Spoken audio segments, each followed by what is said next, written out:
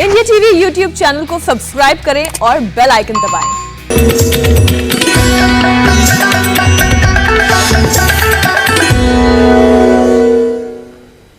नमस्कार, India TV देख रहे हैं आप और आपका बहुत बहुत स्वागत है। आपके साथ मैं हुसैन रिजवी और मेरे साथ है मेरी सहयोगी मीनाक्षी जोशी।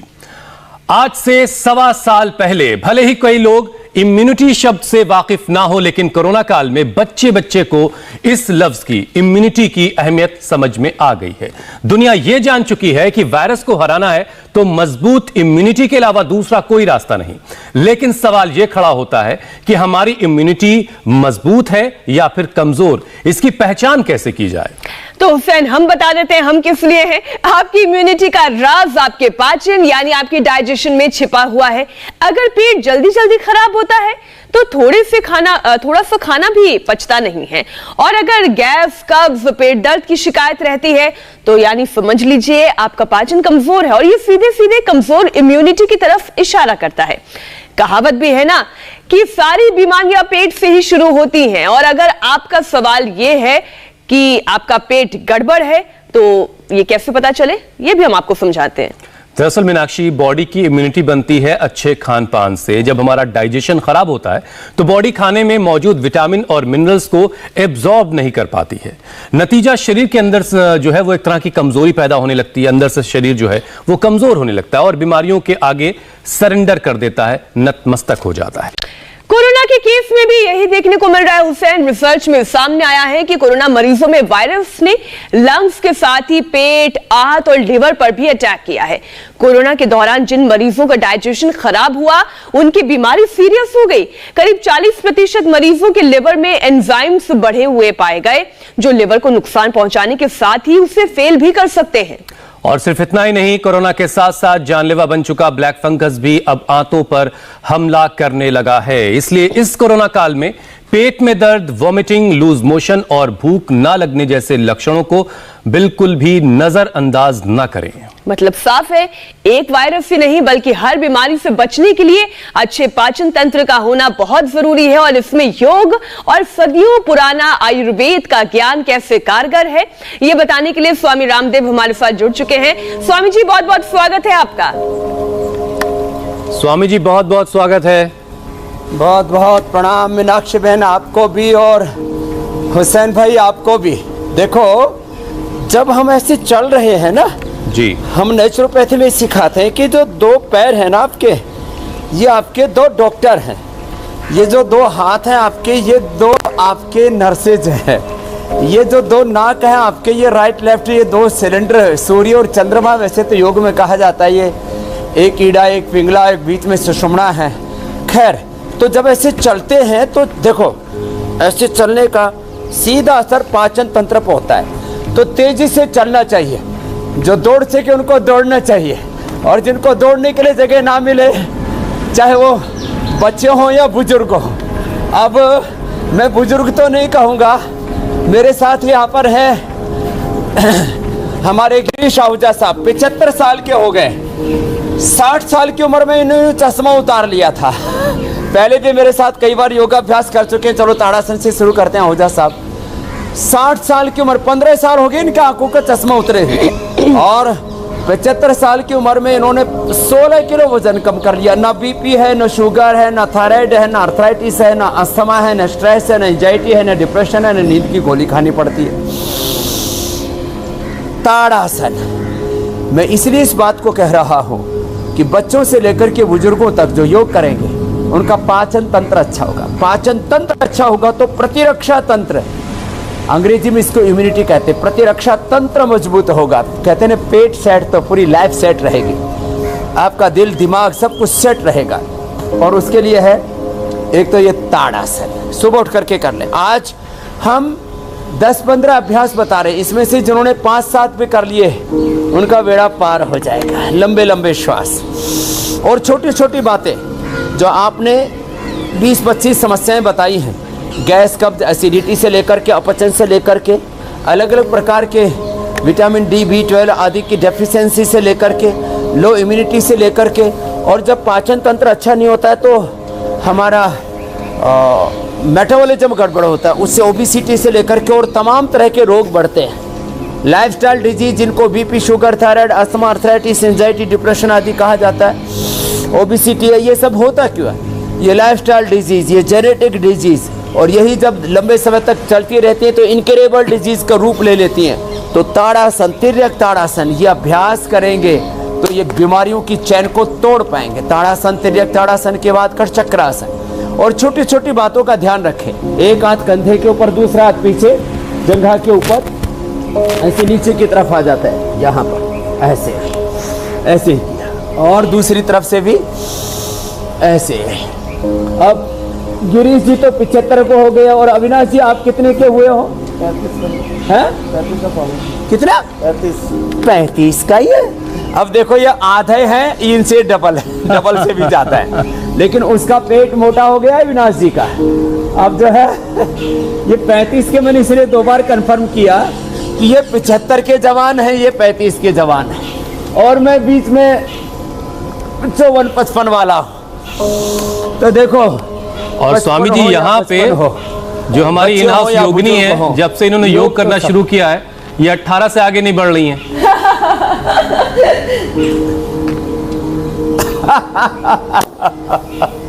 दोनों हाथ सामने। तो ये जबरदस्त है। ताड़ासन, तिर्यक ताड़ासन, कर चक्रासन। देखो मैंने कल ही भी बोला था, ज्योत्सना जी, मीनाक्षी जी तो करोड़ों महिलाओं के लिए आइडियल रोल मॉडल बन गई हैं कि हम क्या ऐसे ही फिट रहना है, ऐसे ही परफेक्ट रहना है। कर चक्रासन के ऐसे ये 2-3 अभ्यास है, ऐसे किया, ऐसे किया। खैर अब लेट जाते उल्टे। सुबह उठ कर पानी पिए, और पानी के लिए हमने आज विशेष इंतजाम किया हुआ है। अब छोटी छोटी 5-7 बातें बताता हूँ जी। जीरा, धनिया, सौंफ, मेथी, अजवाइन, ये पानी जो मैंने बताया, सामने से उठाया और दाएं कंधे से पीछे, बाएं पैर की एड़ी को देखते हैं, दोनों पैरों में पीछे डिस्टेंस, फासला। जीरा, धनिया, सौंफ, मेथी, अजवाइन। एक बहन कल ही मेरे से मिली, बोले स्वामी जी मेरे को तो 20 साल से पेट खराब रहता था, इंडिया टीवी पर मैंने आपको सुना और ये आजमाया। इंडिया टीवी पर ये छोटे छोटे उपाय जो हम बताते हैं, पेट के लिए जीरा, धनिया, सौंफ, मेथी, अजवाइन का पानी, टाइफाइड के लिए खूब कला, और मुनक्का, अंजीर का काढ़ा, ऐसे ही गिलोय और तुलसी का काढ़ा। सुबह सुबह जो खाली पेट हम अनार खाने के लिए बोलते हैं, पपीता, सेव खाने के लिए बोलते हैं, आंवला, एलोवेरा, गिलोय, तुलसी, नीम का जूस बोलते हैं, गोधन अर्क बताते हैं। अब कितना ही भयंकर किसी को कॉन्स्टिपेशन रहता है, गोधन अर्क पी लिया और एसिडिटी है तो उसमें थोड़ा सा हनी मिला दिया, भयंकर से भयंकर कब्ज और अपचन की समस्या, पायस, फिसर, फिस्टुला, और जितने भी चर्म रोग हैं तो थोड़ा सा उसमें नीम मिला दिया। ऐसी छोटे छोटे उपाय जो हम बताते हैं। अब देखो, ये जीरा, धनिया, सौंफ, मेथी, अजवाइन का पानी खाली पेट पी लिया। किसी को दर्द हो गया पेट में तो नाभि में हींग लगा लिया। ये जो हींग रखा हुआ है इसको हम पानी में मिला करके और नाभि के ऊपर लगा देते हैं, और पूरे पेट पर लगा देते हैं, पूरा पेट में अफार आ जाता है। तो छोटे बच्चों को तो ऐसा करते ही थे, अब बड़े भी ऐसा कर सकते हैं, इसमें क्या है। अच्छा स्वामी जी, एक छोटी सी शंका है, और फिर बाएं करोट लेके, और समाधान आप ही दे सकते हैं।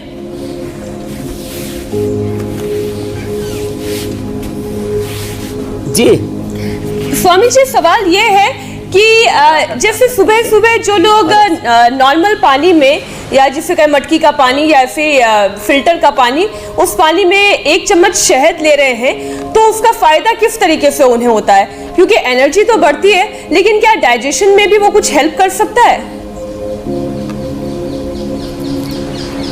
देखो, नॉर्मल पानी में तो शहद पीने का कोई औचित्य नहीं है। जिनको ओबेसिटी है तो गर्म पानी में थोड़ा सा नींबू और जो है हनी लेते हैं, उसमें थोड़ा हल्दी अदरक का भी रस मिला देते हैं, सबसे अच्छा होता है। जिनका अपचन रहता है ना, तो देखो ये जो मिट्टी की कुल्हड़ होती है या मिट्टी का ऐसा गिलास होता है, उसमें हमने पानी भरा। अब इस पानी की प्रकृति औषधि के रूप में हो जाती है। जिनको एसिडिटी है वो मिट्टी के घड़े का पानी पिए, जिनको बहुत ज़्यादा एसिडिटी है वो चांदी का पानी पिए, जिनको बहुत ज़्यादा कॉन्स्टिपेशन है वो तांबे के लोटे का पानी पिए, जिनको सिंपल पीना है वो ऐसे कांच के बर्तन में रख करके ऐसे पानी पी सकते हैं। लेकिन हाँ, ये बात है कि इन छोटी छोटी बातों का प्रभाव तो पड़ता है। आसन भी करते जाते हैं और कोई भी आपके प्रश्न उनके उत्तर भी देते जाते हैं। बिल्कुल। देखो, पहला ये अंगूठा ऐसे बंद और मुट्ठियां ऐसे ऐसे बंद कर ली और सांस छोड़ के एक आसन को 1-2 मिनट से लेके हम 10 मिनट तक कराते हैं। फैटी लीवर से लेकर के कॉन्स्टिपेशन, कोलाइटिस, म्यूकस, आव, IBS, piles, fissure, fistula, hepatitis, ulcerative colitis, पाचन के सभी रोग, जिनको लो इम्यूनिटी है, जिनको विटामिन डी, कैल्शियम, आयरन और B12 की, ओमेगा की, विटामिन सी आदि की डेफिशिएंसी, उससे बड़े बड़े रोग हो जाते हैं। ऐसे कपालभाति के साथ मंडूकासन करने से पाचन तंत्र तो अच्छा होता है, इससे पेनक्रियाज भी अच्छा हो जाता है और टाइप 1-2 डायबिटीज से लेकर के एक मंडूकासन, एक कपालभाति 100 से ज़्यादा बीमारियों को ठीक करते हैं और आपको स्वावलंबी, आत्मनिर्भर बनाते हैं। आपकी डॉक्टरों पर, दवाओं पर, हॉस्पिटल्स पर निर्भरता खत्म करते हैं। कितनी बड़ी बात है। स्वामी जी, कोरोना के बाद लोगों को भूख नहीं लग रही है और तो भूख नहीं लगने से एक मिनट कराते हैं, ऐसे 10-10 मिनट कर सकते हैं। कुछ पूछ रहे थे हुसैन भाई। स्वामी जी, अब जरा सिलसिलेवार तरीके से डाइजेस्टिव सिस्टम से जुड़े कुछ सवालों को शामिल करते हैं। कोरोना के बाद स्वामी जी बहुत सारे लोग ऐसे जिनको भूख नहीं लग रही है। अब भूख नहीं लग रही तो वो खाना नहीं खा पा रहे हैं ठीक से, जिससे उनकी कमजोरी जो है वो लगातार बढ़ रही है। तो कौन से योगाभ्यास करें जिससे भूख जो है वो खुलकर लगे? मात्र 5 ही आसन कर ले। मंडूकासन, शशकासन, वक्रासन, गोमुखासन, पवन मुक्तासन, उत्तान पादासन, बस इतना ही कर लिया ना तो भूख कड़ाके की लगेगी। और भूख अच्छी लगे इसके लिए 5-7 और उपाय बता देता हूं। खाली पेट अनार खा ले। ये अनार, सेव और पपीता इतने अद्भुत है। और जिनका हीमोग्लोबिन कम हो तो अनार, सेव, इसके साथ साथ उसमें गाजर, चुकंदर और थोड़ा सा मुनक्का, अंजीर भी उसका जूस बना के पी लिया तो जिनका 6-7 हीमोग्लोबिन था, हमने देखा 1 से 2 सप्ताह में ही 12 से 18 हीमोग्लोबिन पहुंच गया। बताओ, इतना जबरदस्त। तो जिनका पाचन कमजोर है, भूख नहीं लगती है, अनार खाएं, खाली पेट सेव खाएं। और खाने के बाद ये जो एप्पल विनेगर है, और जिन्होंने, कुछ लोगों ने तो ये बाबा बियर, बाबा दारू कह करके प्रचारित कर दिया था। इसका पैकेजिंग ऐसा था, बियर ही तो समझ के पी ले स्वामी जी, फायदा हो जाएगा। ये जामुन जो रखा है ना ये जामुन जो है ना बड़ा अच्छा है। खाने के बाद या तो जामुन खा ले, अभी तो जामुन आ गया फ्रेश, या फिर जामुन का सिरका पी ले। मंडूकासन का दूसरा अभ्यास ऐसे, बाएं हाथ के हथेली नाभि के ऊपर, दाएं उसके ऊपर। और जिनको भूख नहीं लगती वो सर्वकल्प का पानी पी ले दिन भर। सर्वकल्प ये बहुत अच्छा है। सर्वकल्प का पानी पी लें और रात को सोते समय त्रिफला या गुलकंद खा लें। सर्वकल्प के पीछे मैंने गुलकंद भी रखा हुआ है। गुलकंद खा ले रात को दूध के साथ, अथवा त्रिफला ले ले। कुमारियासव पुनर्नवारिष्ट, ये बहुत अच्छे आंतों के लिए, पेट के लिए, डाइजेशन के लिए सबसे अच्छा है। सुबह उठ करके व्हीट ग्रास, एलोवेरा और लौकी, इससे 3 चीजें होंगी। एक तो पाचन बहुत अच्छा हो जाएगा, दूसरा एसिडिटी 100% ठीक हो जाती है। लोग बीपी, शुगर, थायराइड की तरह, कोलेस्ट्रॉल की तरह एसिडिटी की भी परमानेंट दवाई लेते हैं, फिर गैस की दवाई लेते हैं। बताओ, ये छोटे छोटे उपाय करने से, और खाना चबा चबा के खाएं। खाने में पहले सलाद और फल खाएं, बाद में पका हुआ खाएं, पेट भर के नहीं खाएं। 1 भाग भोजन के लिए, 1 भाग पानी के लिए, 1 भाग खाली छोड़े। जरा लोग ऐसे ठूस ठूस करके भरते रहते हैं। खाने के 1 घंटे बाद पानी पिए, तुरंत बाद पानी पी लेते हैं, पूरा जो पाचन तंत्र उसको ठप कर देते हैं। सुबह हल्का नाश्ता, ये डांट भी स्वामी जी आपकी बहुत जरूरी होती है। कभी भोजन भी हल्का ले। लोगों के लिए जो खाने के लिए जीते हैं, जीने के लिए नहीं खाते हैं। बहुत सारे जीव जंतु ऐसे भी हैं। अच्छा स्वामी जी, मैं बार बार कहता हूँ, यदि आपने आहार को औषध के तौर पर लिया तो आपको दवाई नहीं खानी पड़ेगी, और आपने आहार को ठूस ठूस के खाया तो आपको दवा फिर खाने की तरह खानी पड़ेगी, और आपका भोजन जो है वो दवा के रूप में आपको खाना पड़ेगा। इतनी बुरी हालत आपकी हो जाएगी। खैर, मंडूकासन, शशकासन, ये तो सबको करना है और कपालभाति के साथ करना। स्वामी जी आप तो योगाभ्यास पाचन तंत्र करवाते इतना रहिए। मजबूत हो जाता है। ऐसे एक और विषय है जो बहुत अहम है और वो है कब्ज। ऐसा कहा भी जाता है स्वामी जी कि 100 बीमारियों का घर है कब्ज। तो ये कब्ज की जो परेशानी है इससे कैसे निजात मिलेगी? विविधा रोगाः जायन्ते प्रायशः मल संचयात्। सब रोगों का मूल जड़ पेट में, उदर में ये जो मल जमा रहता है।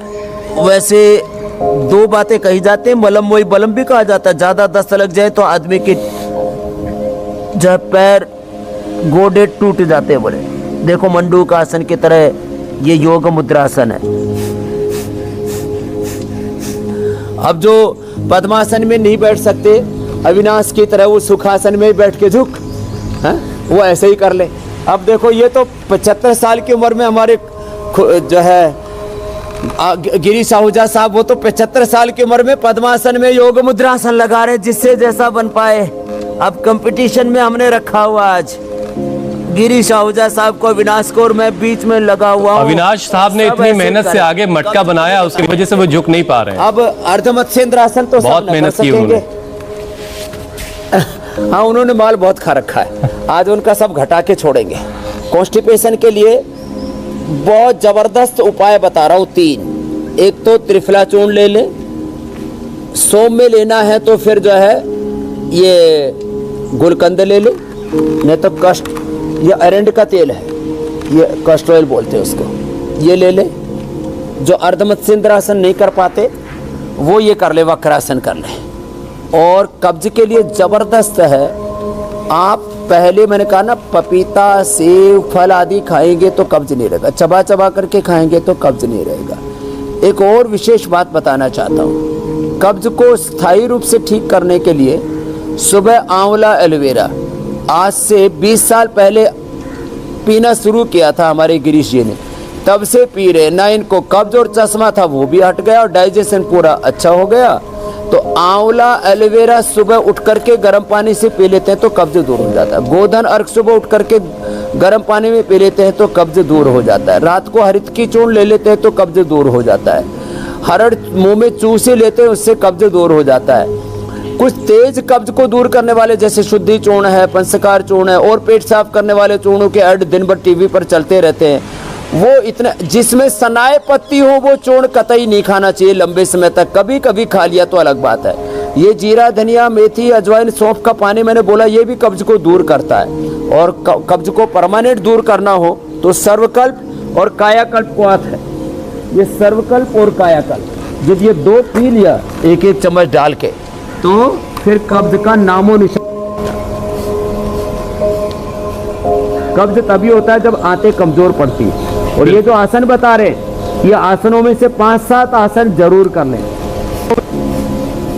अच्छा स्वामी जी, पिछले 1 साल से ज्यादा के वक्त में आपका जो गोल्डन मिल्क है, स्वामी रामदेव वाला गोल्डन मिल्क, पूरी दुनिया में मशहूर हो चुका है। लेकिन बहुत सारे लोग स्वामी जी ऐसे हैं कि हल्दी वाला जो दूध है, ये भी वो, चूंकि उनको दूध डाइजेस्ट नहीं होता है, इस वजह से वो इसको ले नहीं पाए। तो उनके लिए क्या उपाय है? तो देखो, वो जो ये गोल्डन मिल्क नहीं पी सकते तो छाछ पिए। तक्र जो है वो कहते हैं इंद्र को भी दुर्लभ है। और बाएं पैर नीचे, दाएं पैर ऊपर, गोमुखासन करते करते बता रहा हूं। छाछ ये बड़ी जबरदस्त है। छाछ पी लिया, सुबह उठ करके दही में थोड़ा हनी या गुड़ मिला करके, शक्कर मिला करके ले ले। दोपहर को खाने के बाद छाछ, और छाछ में लवण भास्कर या हिंगवष्टक चूर्ण मिला करके पी ले। ये हम कई बार बता नहीं पाया, आज थोड़ा सा अच्छे से बता दे रहे हैं। छाछ में लवण भास्कर, हिंगवष्टक अथवा थोड़ा बुना हुआ जीरा, सेंधा नमक या काला नमक थोड़ा सा मिला करके, और गुजरात, महाराष्ट्र और कर्नाटक में तो छाछ में तड़का लगा के पीते हैं। थोड़ी सी उसके अंदर हरी मिर्च, थोड़ा धनिया और थोड़ा सा सेंधा नमक डाल करके उसको तड़का लगा करके, छोंक लगा करके पीते हैं तो बड़ी जबरदस्त हो जाती है। और उससे इम्यूनिटी भी बढ़ती है। और जितने भी नेचुरल चीज़ें हैं ये सब इम्यूनिटी को बढ़ाने वाली है। और जो ये नहीं पी सकते दूध, तो उनके लिए मैंने दही छाछ का उपाय बता दिया। जो दही छाछ भी नहीं पी सकते तो बादाम, अखरोट, मुनक्का, अंजीर, खजूर, ये तो पंचमेवे तो मैंने इतने प्रसिद्ध कर दिए हैं। बादाम, अखरोट, मुनक्का, खजूर, अंजीर, द्राक्ष, ये रात को भिगो करके और सुबह पीस करके पी ले। इससे बढ़िया इम्यूनिटी बढ़ाने वाला कोई तत्व नहीं है, ये जबरदस्त है। फिर इम्यूनोग्रिड हमने वटी भी बना रखी है।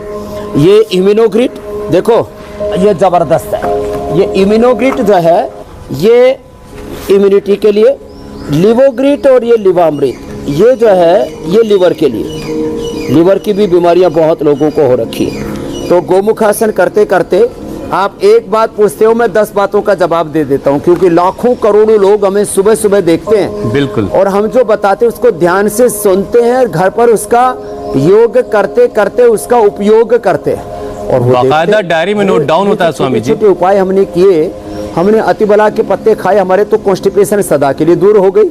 अगला प्रश्न ले लो मेरे भाई हुसैन। स्वामी जी, अगली जो बात है वो बहुत इस वक्त हम सबको डरा रही है। देश में जो केसेस हैं लगातार उसके बढ़ रहे हैं। ब्लैक फंगस एक बड़ी बीमारी बनकर हमारे सामने आ खड़ी हुई है और अब तो ब्लैक फंगस हमारी आंतों पर भी अटैक करने लगा है। तो ऐसे में किस तरह की सावधानी बरती जाए जिससे ये ब्लैक फंगस, उसके बाद येलो और व्हाइट भी आ चुका है, इन सब से बचा जाए? इधर आओ खुराना साहब, आहूजा साहब। देखो, नाक में ब्लैक फंगस का लेट जाओ ऐसे, तो ये नाक में असर हो जाए तो रोज डालते हैं। रात को बादाम रोगन और सुबह जो है अणु तेल। अभी बीच में इनका अणु तेल खत्म हो गया था तो सरसों का तेल डाल लिया। नाक में तो ये अणु तेल डालने ऐसे 5 बूंद, 3 4 5, 1 2 3 4 5। अब ये ऐसे डाल लेते हैं और अंदर खींच लेते हैं। इसके ऊपर तो हम साइंटिफिक रिसर्च भी कर चुके हैं, बहुत जल्दी डेटा भी हम पब्लिश करने वाले इंटरनेशनल जर्नल में भी। बैठ जाओ आहूजा साहब। तो ये नाक की जो फंगस है, ब्लैक फंगस, उसको दूर करने के लिए अणु तेल। अब पेट के लिए बता रहे हैं। अब पेट के लिए क्या करना, पेट में फंगस आ जाती है ब्लैक फंगस, तो उसके लिए ये पवन मुक्तासन, उत्तान पादासन, नौकासन, सेतु बंधासन, सर्वांगासन, हलासन बता रहे हैं। अंत में मयूरासन, उत्थित पद्मासन भी बताएंगे। आज पूरा आसनों का ही सिलसिला है। हम यहाँ 10-20 सेकंड से ज़्यादा नहीं कर पाते, समय की मर्यादा है। लोग ऐसे 1-1, 2-2 मिनट से लेकर के 10 मिनट तक करते हैं और आंतों में किसी भी प्रकार का कोई दुष्प्रभाव हो जाए, इसमें पिंडलियों को दबाते भी हैं।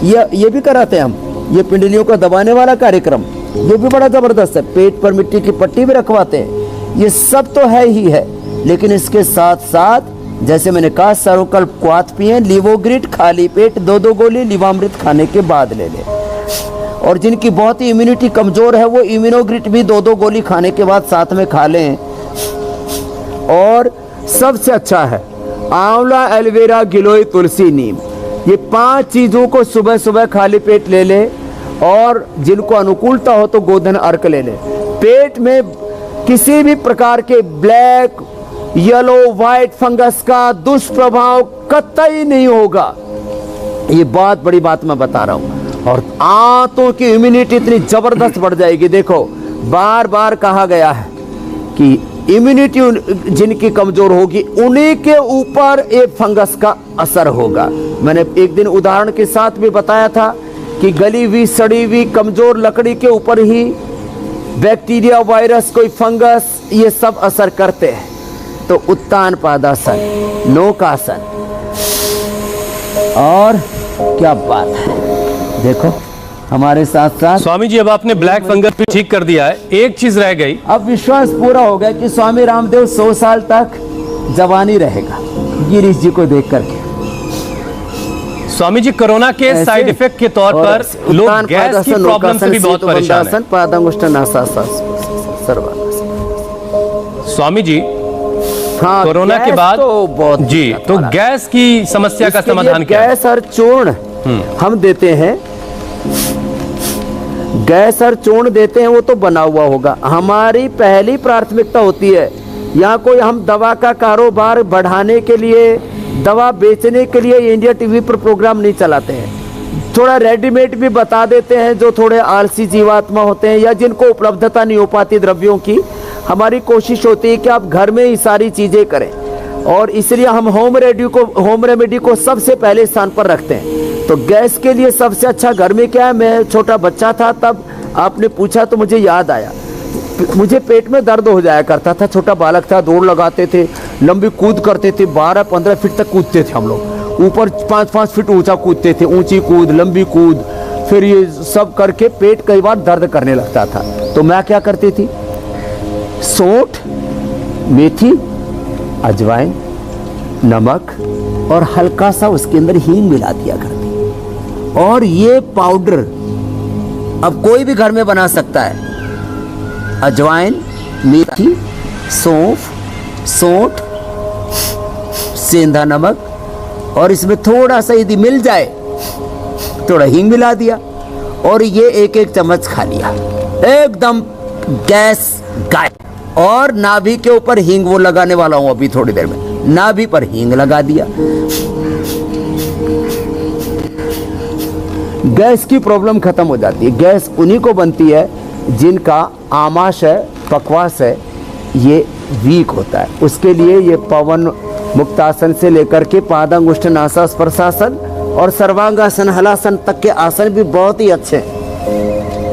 स्वामी जी, आप आसन करवाते रहें, आंवला एलोवेरा का जूस पी लें। और हम अब कुछ सवालों को शामिल कर लेते हैं। हालांकि पेट से जुड़ी हर एक परेशानी का हल आपने दे दिया है, लेकिन फिर भी बहुत सारे सवाल स्वामी जी हम तक आए हैं और वो इंतजार में हैं कि आप उनका समाधान उनको बताएंगे। सबसे पहला सवाल स्वामी जी पूनम का है। उनकी माँ को लीवर में सिस्ट है, पेट में दर्द रहता है और भूख भी नहीं लगती है, तो उनके लिए कोई उपाय बता दें। हाँ, ये बड़ी समस्या है। तो कहीं पर भी सिस्ट हो जाती है, उसके लिए तो हम सिस्टोग्रिट खाली पेट और खाने के बाद काचनार, घनवटी और वृद्धि बाधिका संजीवनी देते हैं। लेकिन पेट की सिस्ट के लिए सबसे अच्छा है हल्दी। 2 ग्राम कच्ची या हल्दी का पाउडर 2 ग्राम, और ये गोधन अर्क ले लें, और कपालभाति आधा घंटे तक करें। कपालभाति आधा घंटे तक करें, सर्वांगासन, हलासन, और करते करते अब एक बात और बता देते। देखो, ये पाचन के लिए बहुत अच्छा होता है, कोई कर सके तो। अब सबके लिए नहीं, बच्चों के लिए है। ये मयूरासन और ये उत्थित पद्मासन। पद्मासन में ऐसे उठ गए,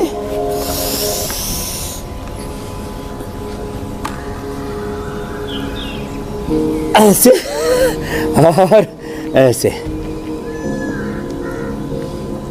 1 मिनट तक ऐसे करवा देंगे। और लीवर में जो गांठ बताई उसके लिए कपालभाति, ये तो रामबाण है, और थोड़ा ये पॉइंट दबाने हैं, ये बड़ा जबरदस्त है। काचनार का काढ़ा पीने, वो भी बड़ा जबरदस्त होता है। काचनार अलग अलग काढ़े हम अलग अलग बीमारी में बताते हैं। एक चीज छूट गई थी, एसिडिटी। एसिडिटी के लिए व्हीट ग्रास, एलोवेरा और लौकी का जूस तो मैंने खाली पेट बताया था। उसमें 100 ग्राम अविपत्तिकर, 10 ग्राम मुक्ता शुक्ति, 2 से 4 ग्राम मोती पिष्टी मिला करके, अथवा कामदूधा अथवा मुक्ता शुक्ति और मोती पिष्टी। मुक्ता शुक्ति 10, मोती पिष्टी 2 से 4 ग्राम मिलाई, आधा ग्राम शहद से या पानी से ऐसे पी लिया, एसिडिटी परमानेंट ठीक हो जाती है। अब अगला प्रश्न आप ले लो। जी स्वामी और जी। पेट के लिए जबरदस्त है, कपालभाति, बाह्य प्राणायाम, अग्निसार, वो मैं कर रहा हूँ। स्वामी जी, अगला सवाल सुनील का है। वो ये कह रहे हैं कि उन्हें इरिटेबल बाउल सिंड्रोम यानी IBS की समस्या है, जिसकी वजह से उनके पेट में दर्द रहता है। इन्हें क्या करना चाहिए? इसके लिए एक तो ये बेल बड़ा जबरदस्त है। बेल का शरबत, ये तो रेडीमेड के बजाय हम कहते हैं कि कच्चा, कई बार हमने बना के दिखाया। बेल का मुरब्बा, बेल की कैंडी, बेल का शरबत, और 5-7 उपाय छोटे छोटे बता रहा हूँ, गौर से सुन लें। सौंफ का पानी, ये जो सौंफ रखी हुई है, सौंफ का पानी अनार दही के साथ, दही में अनार, दही में पका हुआ केला, दही में उबला हुआ सेव और दही के अंदर बेल का पाउडर डाल करके खा लें। छाछ के साथ बेल का पाउडर ले लें, छाछ में हिंगवाष्टक या लवण भास्कर चूर्ण ले लें। और इसके लिए कुटजारिष्ट 4-4 चम्मच और कुटज घनवटी। ये जो कुटजारिष्ट अभयारिष्ट ये सब हम बताते हैं ना, कुटजारिष्ट अभयारिष्ट तो दस्त के लिए, और कुटजारिष्ट जिनको ये IBS इरिटेबल बाउल सिंड्रोम और जो है कोलाइटिस होता है उसके लिए ये अद्भुत है। तो ये छोटी छोटी चीज़ें, कुटजारिष्ट खाने के बाद 4-4 चम्मच दवा, 4-4 चम्मच पानी, और कुटज घनवटी 4-4 गोली, और चित्रकादिवटी 4-4 गोली कुछ दिन तक ले ले। इतना पेट में दर्द होता है, पूरा पेट सूज जाता है, खाने के समय खाने के बाद मरोड़ा होता है, लोग 5-5, 10-10, 20-20 बार से लेके 50-50 बार टॉयलेट जाते हैं, वो भी ठीक हो जाएंगे। इरिटेबल बाउल सिंड्रोम और कोलाइटिस दोनों के लिए एक साथ मैंने उपाय बता दिए, और वो सारे आसन जो बताए आराम आराम से करें। 3 चीज़ें कतई ना खाएं, घी, दूध और मीठा, बस ये 3 चीज़ों का परहेज करें। घी, दूध और मीठा, 3 चीज़ों का परहेज करें, प्रयोग करें। कपालभाति और बाह्य प्राणायाम, अग्निसार करें। स्वामी जी, अगला सवाल वृशाली का है।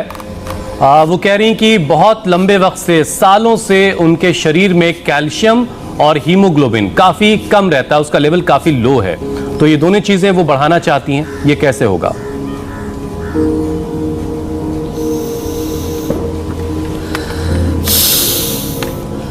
हीमोग्लोबिन बढ़ाने के लिए ये अनार, सेव, गाजर, चुकंदर, और इसमें थोड़ा सा रात को मैंने बोला था ना, खजूर और मुनक्का, अंजीर, ये रात को भिगो दें। इसको भी साथ में जूस बना करके सुबह सुबह पिला दें, इतना टेस्टी जूस लगेगा।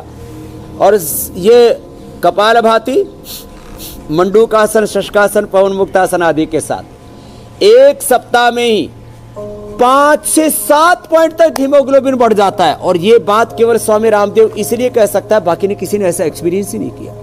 लोग ऐसे सोचते थे तो हीमोग्लोबिन बढ़ने में बहुत सप्ताह लगेगा, 1 से 2 सप्ताह में ही मैंने जिनका 6-7 हीमोग्लोबिन था, माइनर थैलेसीमिया की प्रॉब्लम थी, उनका 12-14 से लेकर के 18 तक हीमोग्लोबिन कर दिया। इतना जबरदस्त लाभ होता है। स्वामी जी, हीमोग्लोबिन की कमी की समस्या तो हर दूसरी तीसरी महिला में सुनते हैं, उम्मीद करते हैं इन सभी को इससे फायदा होगा।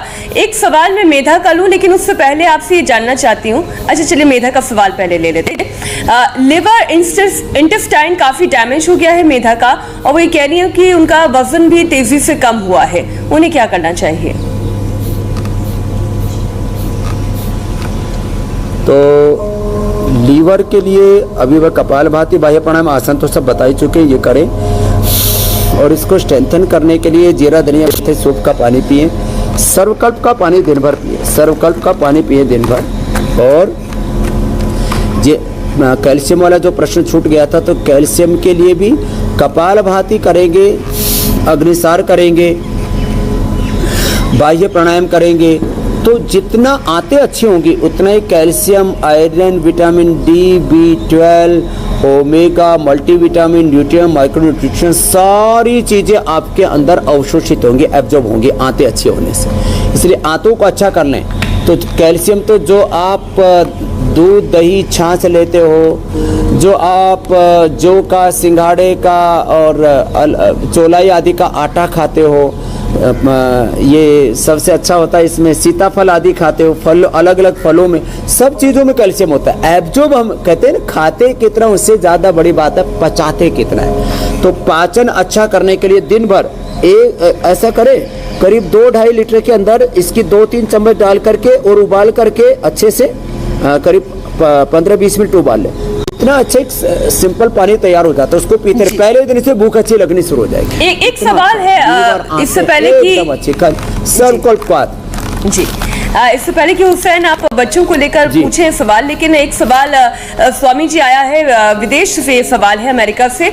मनीषा ये पूछ रही हैं कि बहुत ज़्यादा कॉन्स्टिपेशन की उनकी शिकायत है और प्रेगनेंसी का भी टाइम है, तो ऐसे में उन्हें क्या करना चाहिए? क्योंकि आयरन की गोलियां वो खाती हैं या आयरन रिच फूड खाती हैं, तो कॉन्स्टिपेशन और बढ़ जाता है, तो ऐसे में क्या किया जा सकता है? देखो, जितनी भी हरी सब्जियां ये कॉन्स्टिपेशन को दूर करती हैं और आयरन को बढ़ाती हैं। ये गलत फहमी है कि आयरन को ठोक ठोक करके खाएं। ये जो आयरन के जितने भी कैप्सूल खाए जाते हैं पाचन तंत्र को बर्बाद कर देते हैं। इसलिए क्या ले, इनको हमने बताया ना, मुनक्का, अंजीर, अनार, गाजर, सेव, चुकंदर, इनका जूस पिए। आयरन भी पूरा हो जाएगा और कॉन्स्टिपेशन बिल्कुल नहीं होगा, पूरा खत्म हो जाएगा। और ये गोधन अर्क तो कॉन्स्टिपेशन का दुश्मन है, ये किसी भी अवस्था में कोई भी ले सकते हैं। 1-2 चम्मच से लेकर के 4 चम्मच तक जिनको एसिडिटी हो तो वो जो है थोड़ा सा इसमें हनी मिला करके ले लें। कॉन्स्टिपेशन के लिए प्रेग्नेंट लेडीज आराम से ले सकती हैं। ये गुलाब के, देसी गुलाब के फूलों से बना हुआ ये गुलकंद, ये तो रामबाण। और सौंफ का पानी प्रेग्नेंट लेडीज भी ले सकती है, तो इसलिए प्रेग्नेंट लेडीज के लिए सौंफ का पानी लेने में, गुलकंद लेने में कोई दिक्कत नहीं है।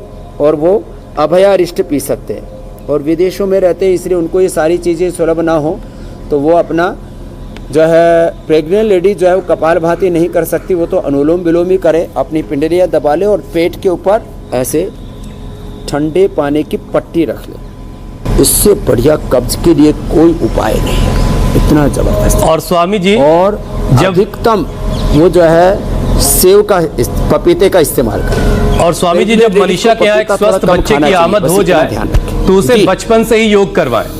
बचपन से अगर बच्चा योग करता रहेगा तो फिर उसे ऐसे सवालों की जरूरत भी नहीं पड़ेगी, शारीरिक तौर पर वो हमेशा सेहतमंद रहेगा। और आज के वक्त में भी स्वामी जी हम देख रहे हैं कि जो थर्ड वेव की बात हो रही है उसमें बार बार ये कहा जा रहा है कि बच्चों के लिए बहुत खतरनाक है।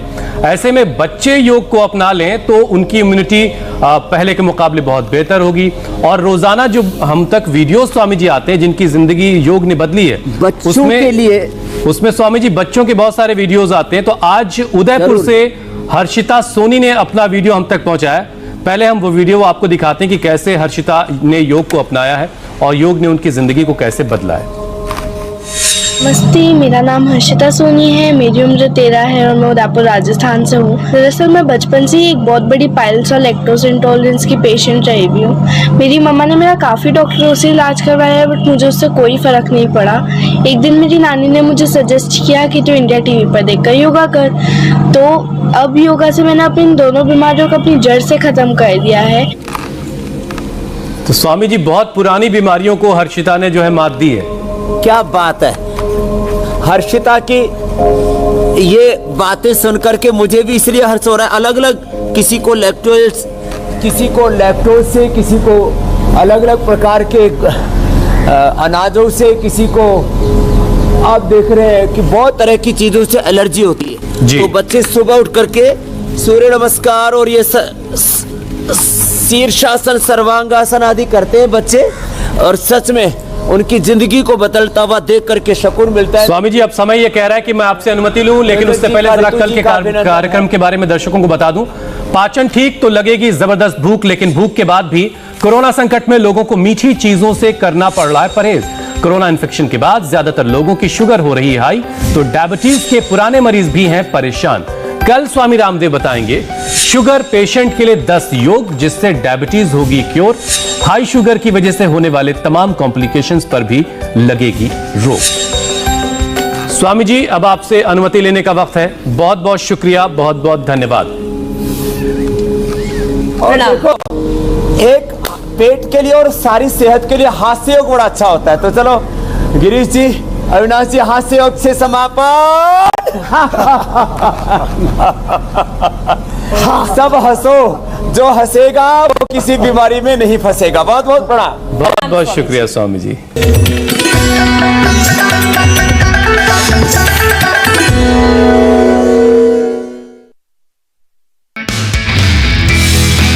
नमस्ते, मैं हूं मीनाक्षी जोशी। वीडियो और खबरों से अपडेट रहने के लिए India TV YouTube channel subscribe करें, बेल आइकन दबाना ना भूलें। जुड़े रहें इंडिया टीवी के साथ।